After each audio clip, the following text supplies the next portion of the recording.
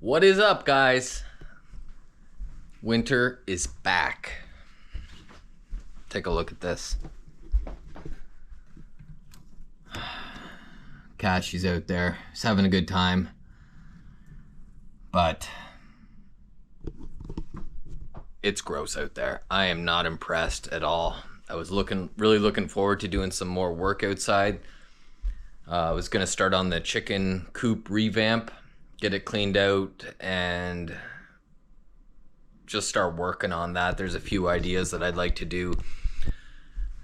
Redo some of the nesting boxes, freaking hair.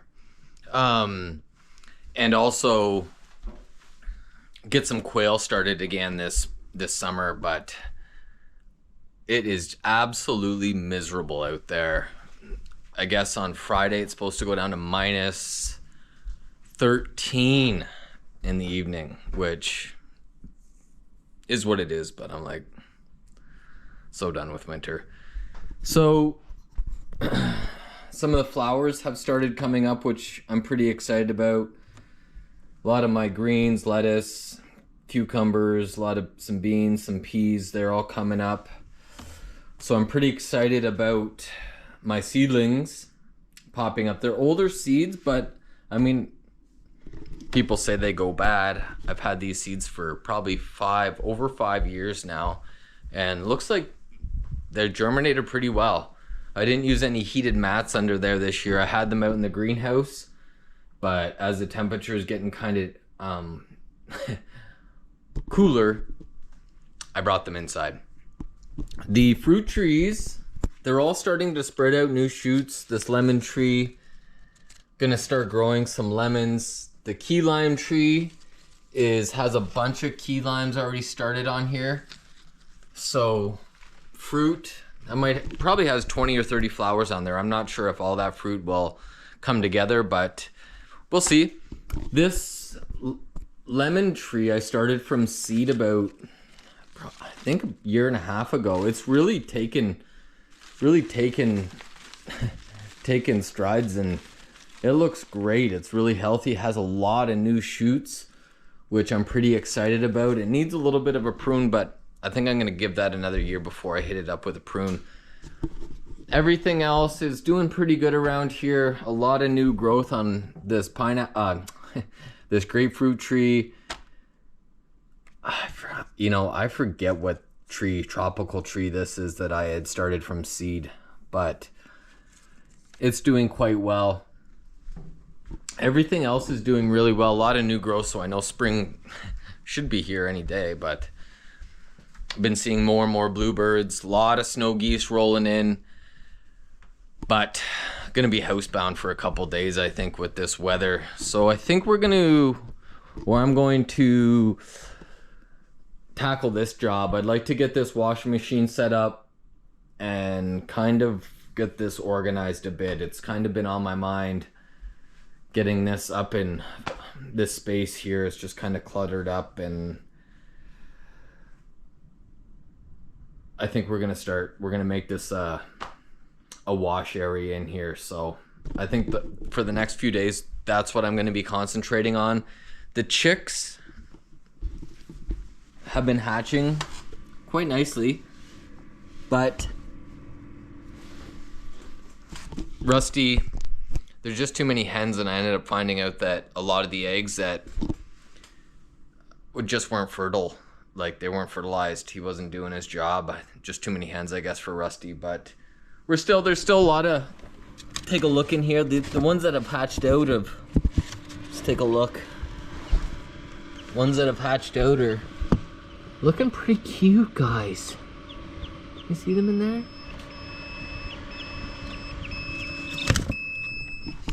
Let me know that I opened it up. I'll just turn that. It has an alarm, so if it gets too cool or not enough moisture in there, it starts beeping at me. But chicks are hatching, which is really nice. Actually, I put in 15 eggs. Only three were fertilized, so kind of disposed of the rest. But I think we have 12 or so in total now that are fertile and are growing. One night I'll have to candle those eggs. I can kind of show you guys how to candle them and also tell if they're fertilized or not. So yeah, pretty exciting day with this terrible weather. Not really sure what to what to do. I had so much on the go and ready to go outside, but this weather just kind of come in from the north. See the windmills blowing directly from the north. Haven't been making much power with the solar system, guys. It's been pretty crummy and overcast for a few days. I started the generator up and topped the batteries, but is what it is. Nice days will be coming. I know it. I just know it. But yeah, just kind of totally done with winter. It's been a long one, but it's all good. I hope everybody's having a great day, and hopefully your weather's better than mine out here, because this is absolutely absurd. Sometimes I'm like, why did I choose to homestead in northern Saskatchewan? But I guess without these crummy days, you wouldn't really appreciate the really nice bright days, right?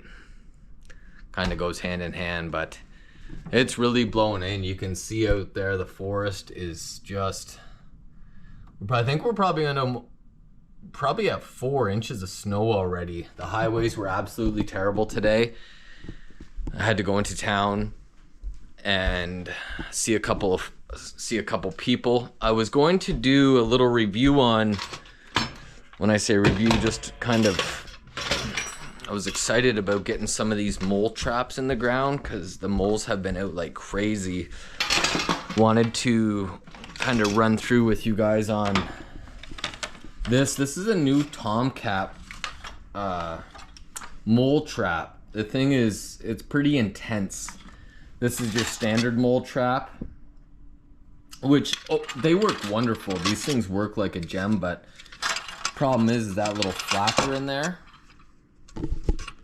See if you can see it. This little doodad, it's plastic. And the moles, they latch on there and they always end up either chewing them or breaking them. So at $20 a pop, I think I'm gonna maybe retrofit some of these, change this out, take this little pin out, and make more of a metal trigger. But we'll see. I have a few broken ones in the sea can that I'd like to try and repair because they're still good. It's just they're broken. Now this mole trap here, this Tomcat, this thing is nuts. Let me set this up and show you.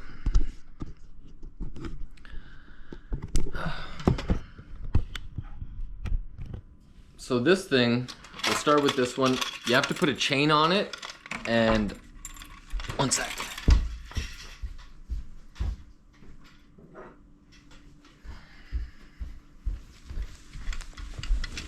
You have to put a chain on it because my dog Cash loves to eat these moles, and he takes the traps and he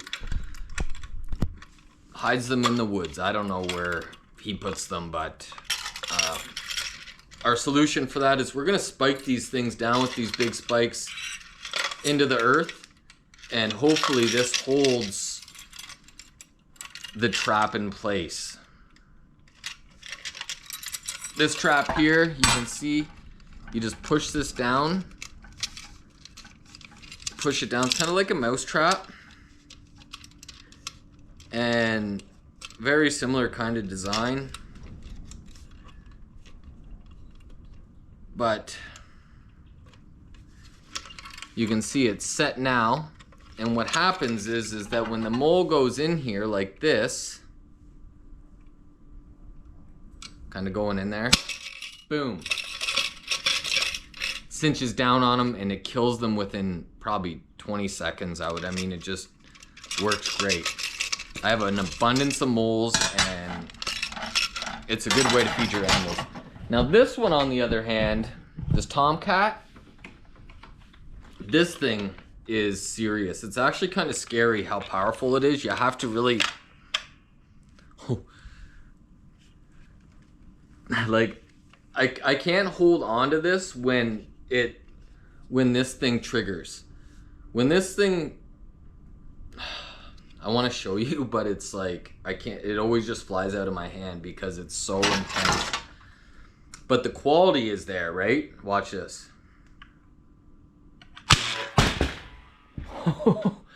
Actually like hurts my hands. There's so much power, energy stored in this thing, but I think it cuts them in half. I'm not sure. This is about a $50 mole trap, but you can tell the quality's there.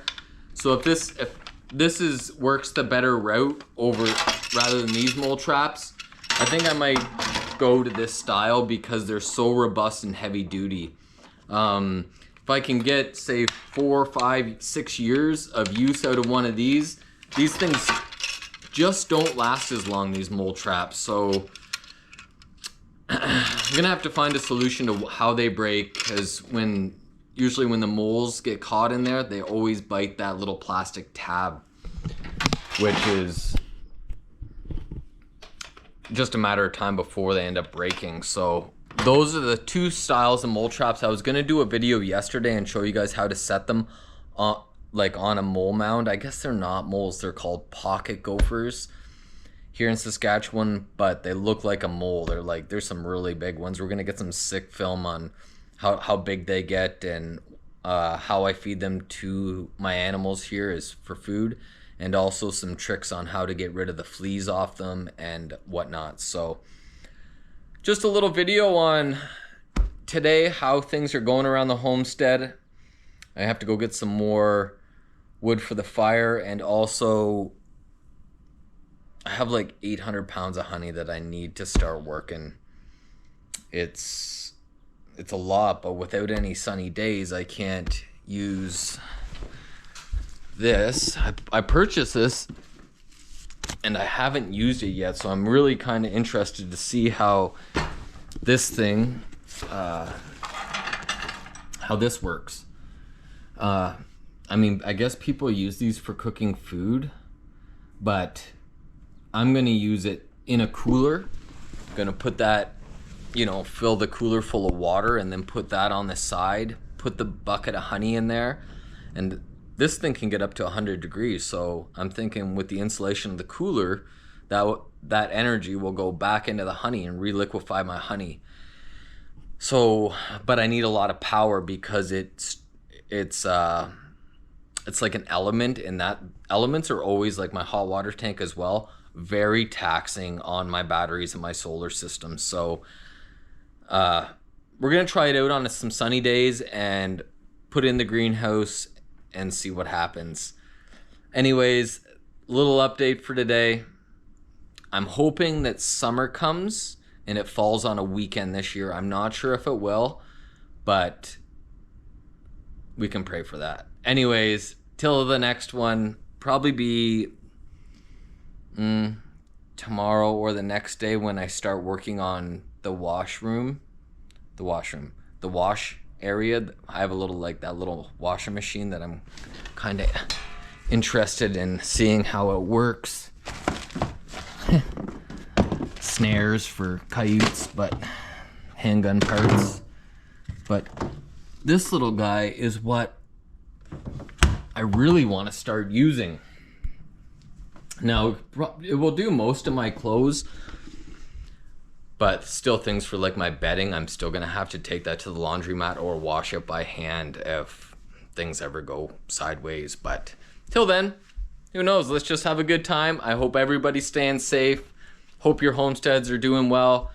And yeah, next time I see you, hopefully I have some more chicks hatched too. Have to start selling some eggs because the eggs are rolling in like crazy. The whole fridge is like full of these things. So I give them around as much as I can to my friends, but I think I probably have to start a pretty decent little size egg business to kind of get these eggs, a little bit of money coming in to help pay for the feed. But hopefully with that chicken tractor I made, it will hopefully cut down on the feed on some of the birds. Anyways, till the next one. Peace out, guys.